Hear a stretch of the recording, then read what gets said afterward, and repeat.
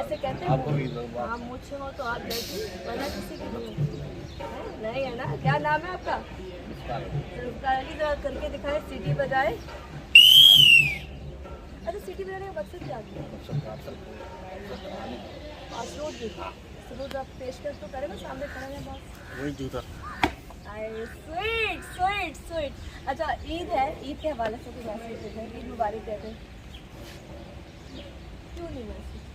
घर वालों को कभी ईद मुबारक नहीं कहा, बेगम को नहीं कहा बेगम लव यू ईद मुबारक? होते ही खेलते हैं चेक होते हैं कैदियों के साथ। ये तो घर नहीं जाते, तो घर जाते तो बेगम क्या कहती है, आ गए हो तुम?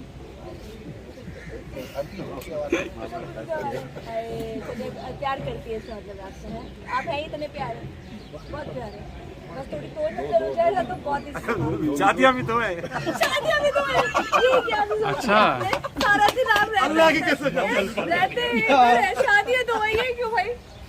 बच्चों की रोजी अब दोनों कुछ है माशाल्लाह। और ये भी कुछ है यार।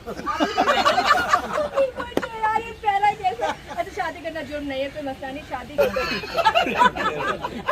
चलिए जी आगे चलते हैं। और ये सारी रंगीनियां मैं आपको दिखा रही हूँ, यार की रौनकें आपको दिखा रही हूँ, यार रौनकें लगी पड़ी है। ईद के हवाले से जो शो हो रहा है वो मैं आपको दिखा रही हूँ, बड़ी ईद